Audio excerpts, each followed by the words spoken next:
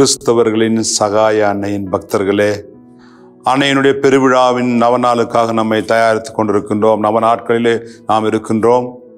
ஒவ்வொரு நாளும் தொன் போஸ்கோவுடைய வாழ்க்கையிலே கிறிஸ்தவர்களின் சகாய அன்னை வழியாக அவர்கள் செய்த புதுமைகளை பற்றி நாம் தியானித்து கொண்டிருக்கின்றோம். இந்த நாளிலே கூட உங்களோடு ஒரு புதுமையை பகிர்ந்து கொள்ள ஆசைப்படுகின்றேன்.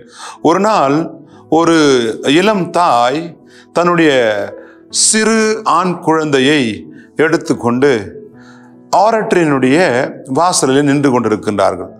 தொன் போஸ்கோ திருப்பலிக்கு சென்று விட்டு அவர் திரும்பி வருகிறார். வரும்பொழுது இந்த தாயை அந்த குழந்தையோடு பார்க்கிறார். அவர்களை பார்த்து அவர்களை விஷ் பண்ணிட்டு கேட்கிறார்கள், அம்மா ஏன் இங்கு இருக்கின்றீர்கள், ஏதாவது உங்களுக்கு தேவையா என்று கேட்கிறார்கள். அதற்கு அந்த தாய் சொல்லுகிறார்கள், ஃபாதர், என்னுடைய குழந்தை பிறந்ததிலிருந்தே உடல் நலம் இல்லாமல் இருக்கின்றது என்று சொல்லி அந்த குழந்தையை அவர்கள் முத்தமிடுகின்றார்கள். ஆனால் எந்த ஒரு செய்கையும் எந்த ஒரு ரியாக்ஷனும் அந்த குழந்தையிடமிருந்து இல்லை.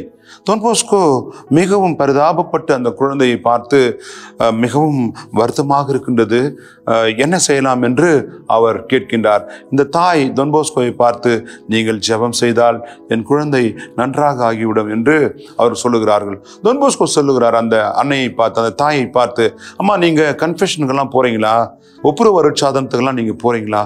எப்பயாவது போவோம் ஃபாதர் என்று சொல்லுகிறார். தொன் போஸ்கோ அவரை நோக்கி சொல்லுவார்கள், நீங்கள் அடிக்கடி ஒப்புரவு அருட்சாதனத்துக்கு செல்ல வேண்டும், உங்களையே நீங்கள் தூய்மைப்படுத்திக் கொள்ள வேண்டும், அப்பொழுதுதான் உங்கள் ஜெபம் கேட்கப்படும் என்று சொல்லுகிறார்.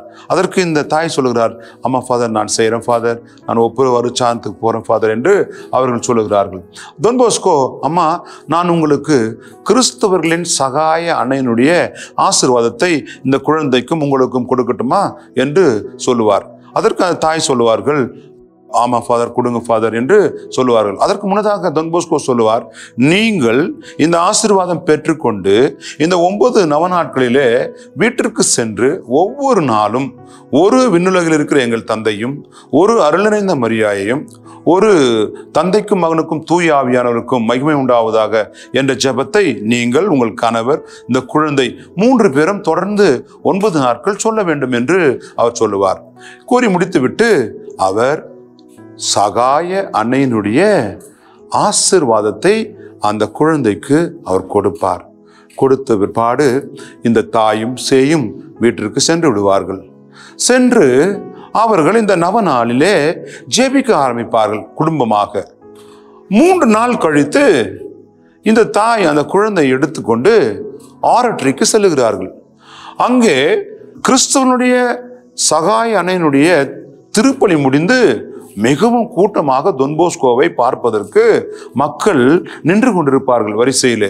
இந்த தாய் எப்படியோ முட்டி மோதி தொன் போஸ்கோவிடம் இந்த குழந்தையை எடுத்துக்கொண்டு செல்லுவார்கள். சென்ற பிற்பாடு அந்த குழந்தையை பார்த்து தொன் போஸ்கோ சிரித்து அதை ஆசீர்வதிப்பார். இந்த தாய் சொல்லுவார்கள், ஃபாதர், இந்த குழந்தைக்கு தாங்க நீங்க ஜெபிச்சிங்க, நாங்கள் நொவினா பிரேயர் நாங்கள் சொன்னோம், 3 நாட்களுக்கு பிற்பாடு இந்த அதிசயம் நடந்து விட்டது, எங்கள் குழந்தை பரிபூர்ண சுகம் அடைந்து விட்டது என்று இந்த குழந்தையை தூக்கி காட்டுவார்கள். அந்த குழந்தை மிகவும் உற்சாகமாக சிரித்து கொண்டு தொன் போஸ்கோவை பார்த்து சிரித்து கொண்டு இருக்கும். இந்த குழந்தை தொன் போஸ்கோ சொல்லுவார், இறைவனுக்கு நன்றி சொல்லுங்கள், அன்னை மரியாளுக்கு நன்றி சொல்லுங்கள், கிறிஸ்தவர்களின் சகாய அன்னைக்கு நன்றி சொல்லுங்கள், தொடர்ந்து ஜெபியுங்கள் என்று சொல்லுவார்.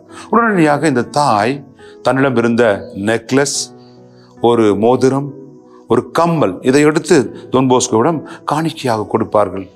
ஃபாதர், அன்னை மரியாள் என் குழந்தையை சுகப்படுத்தினால் அவர்களுக்கு காணிக்கையாக நான் இதை கொடுப்பேன் என்று நான் சொன்னேன், இதோ ஃபாதர் பெற்றுக்கொள்ளுங்கள் என்று சொல்லுவார். தொன் போஸ்கோ சொல்லுவார், நீங்கள் என்ன சம்பாதிக்கிறீங்க என்று கேட்பார். நாங்கள் சாதாரணமான கூலி தொழில் தான், என்னுடைய கணவரும் ஒரு கூலி தொழில் தான் செய்கிறார். அப்படியா? அப்போ உங்களுடைய வாழ்க்கைக்கு தேவையான பொருள்களை எல்லாம் நீ இங்கு கொடுத்து விட்டால் நீங்கள் என்ன செய்வீர்கள் என்று சொல்லுவார். நான் அன்னைக்கு நான் ப்ராமிஸ் பண்ணிட்டேன், அதனால் நான் கொடுக்குறேன் ஃபாதர் என்று சொல்லுவார். தொன் போஸ்கோ, அன்னை இதையெல்லாம் எதிர்பார்ப்பதில்லை, மாறாக அன்பையும் ஜெபத்தையும் தான் எதிர்பார்க்கின்றார். இதை நீங்கள் எடுத்து செல்லுங்கள், உங்கள் வீட்டில் வைத்து உங்களுடைய தேவைக்கு இதை பயன்படுத்துங்கள், அன்னைக்கு நன்றி சொல்லுங்கள், தொடர்ந்து ஜெபியுங்கள், இயேசுவிடம் அன்பு கொண்டிருங்கள், இயேசுவுக்கு நன்றி சொல்லுங்கள் என்று சொல்லி தொன் போஸ்கோ அவரை வீட்டிற்கு அனுப்பி வைப்பார். அன்பானவர்களே, கிறிஸ்துவர்களின் சகாய அன்னை இந்த குழந்தைக்கு செய்த புதுமையை பாருங்கள். தொன்போஸ்கோ வழியாக அந்த குழந்தைக்கு பரிபூர்ண சுகத்தை அன்னை மரியாள் பெற்றுத் தருகிறார்கள். எனவே நாமும் இந்த நவநாட்களிலே பக்தியோடு ஜெபிப்போம். நிச்சயமாக நம்முடைய வாழ்க்கையிலே நாமும் புதுமைகளை காண்போம். ஜெபிப்போம். அன்பு அம்மா, எங்களுக்கு பரிந்து பேசுகின்ற தாயே, உமக்கு கோடான கோடி நன்றி. இயேசுவே, தாயே எங்களுக்கு ஒரு கொடையாக கொடுத்து எங்களை ஆசீர்வதித்ததே நன்றி இயேசுவே. இந்த தாய்க்கு நாங்கள் அன்போடும் பாசத்தோடும் இருந்து ஜெபிக்கின்ற பிள்ளைகளாக மாறி இந்த தாயின் வழியாக உம்மை நோக்கி நாங்கள் வர எங்களுக்கு தேவையான அருளையும் ஆசீர்வாதத்தையும் தந்தருளும். எங்கள் ஆண்டவராகிய கிறிஸ்து வழியாக உம்மை மன்றாடுகின்றோம். ஆமேன். அனைத்து மக்களின் சகாய அன்னையே, எங்களுக்காக வேண்டிக் கொள்ளும்.